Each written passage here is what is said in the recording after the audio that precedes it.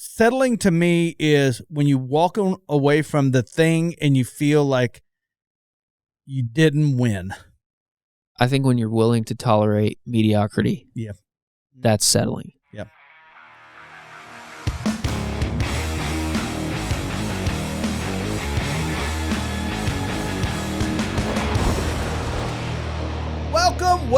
Welcome to episode 43, Quit Settling. I want to thank my co-host, Wes, for joining us. Thank you, Wes. You're welcome. How are you? I'm just over here not settling. Not settling. Yep. I think a lot of people do get your humor, but some other people are like, what is he doing? You know? Yeah, it's not. You have that dry, funny, like Rick. Yeah, Rick.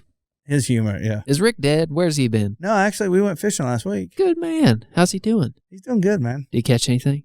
Yeah. Where'd y'all go? Hey, man, Captain D put you on the fish. Where'd you go fishing? Norfolk. Hold the phone. You got a boat? No. Oh.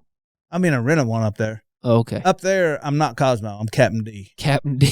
And Captain D put you on the Put you on the fish. Put you on the fish. Well, don't leave me out next time. I'll bring beer. Would you go? Yes, I would go. Dude, you would love it. Where were you at? What lake? We're on the river, the White River and the Norfolk you went River. trout fishing, huh? Trout fishing. See, I've never been trout fishing. I'd love to go. Oh, dude, it's easy.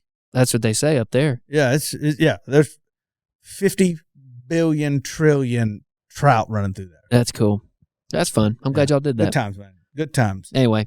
As always, we do these for free. Share these with a friend. Tag us on social media at Kosmo Unfiltered. That is your price of admission. We don't charge anything. We don't run commercials. We don't do any of that garbage over here. It's all free.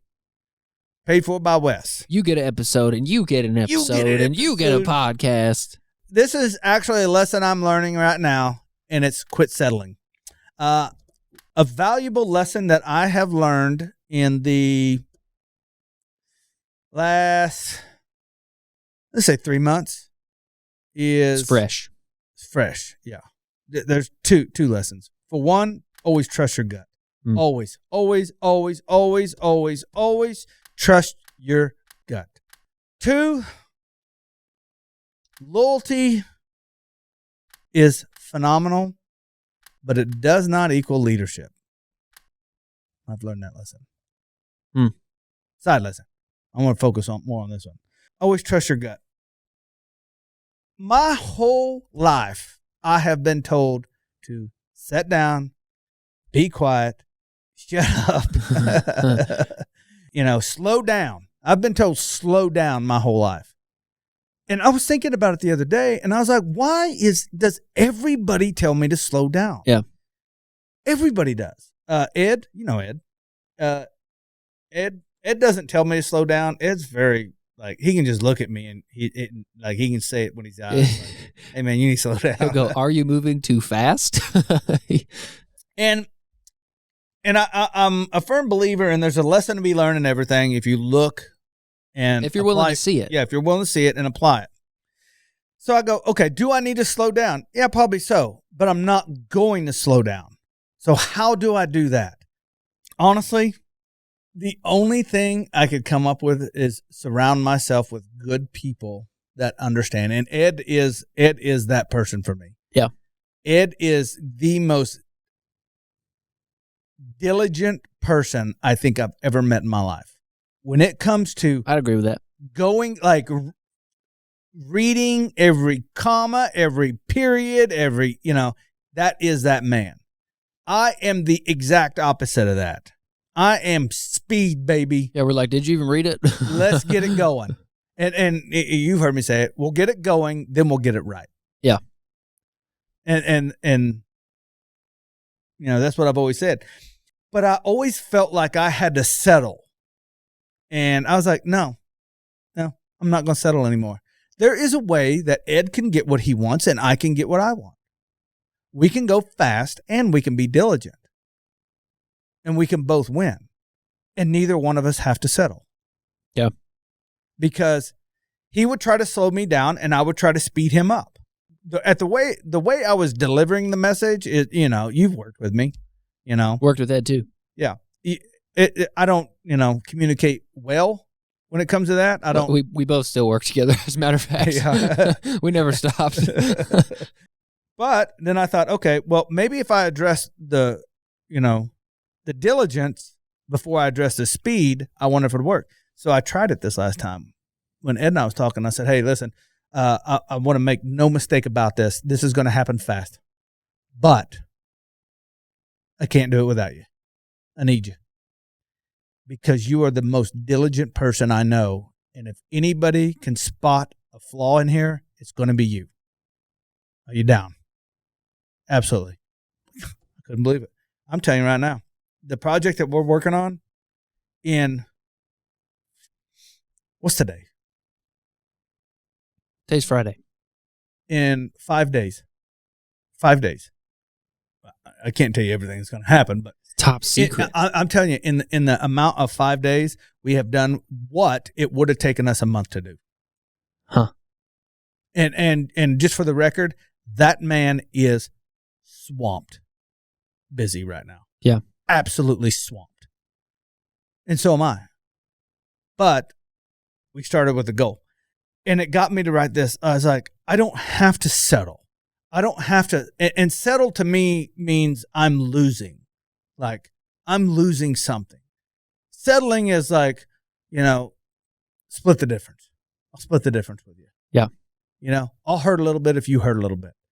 And I thought about that, and I thought, oh, that's okay. That's an okay deal. Reasonable.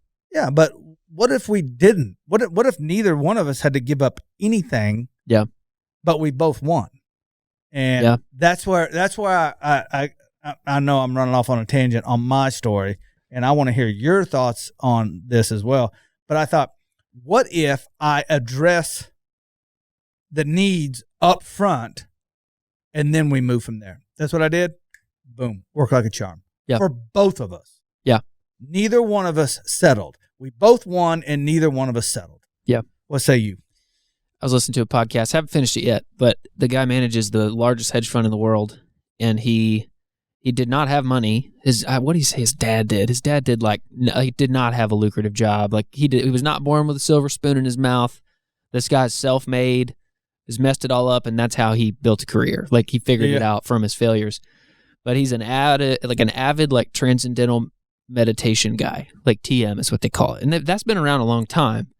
But he's like, all my creativity, all that flow comes from there. He's like, and the worst part is you can't take ideas from it because you have to just let them go. And he talked about how moguls and there's the Rockefeller biography you can read where Rockefeller was an avid fan of naps. Like the man took naps every day.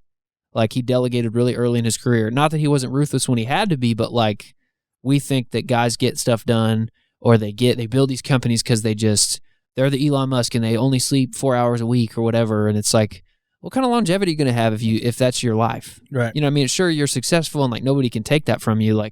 By no way that we define those terms are you not successful. Mm-hmm. But are you going to, what's your quality of life? That's literally the only thing that can change and will change despite how successful you are.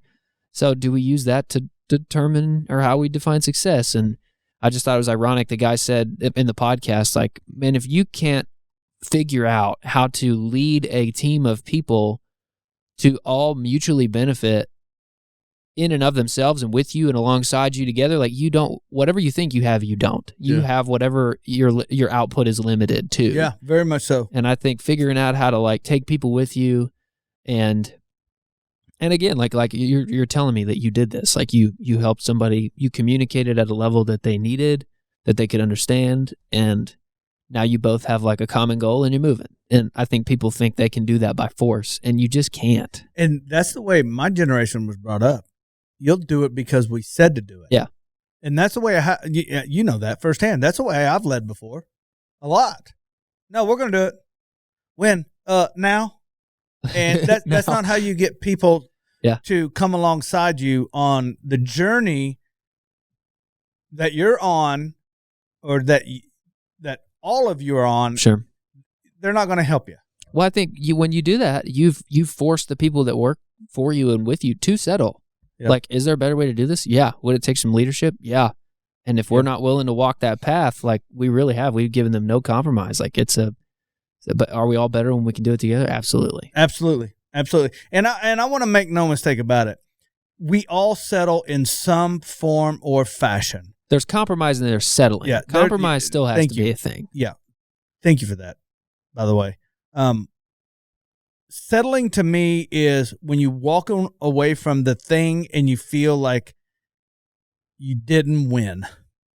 I think when you're willing to tolerate mediocrity, that's settling. Yeah.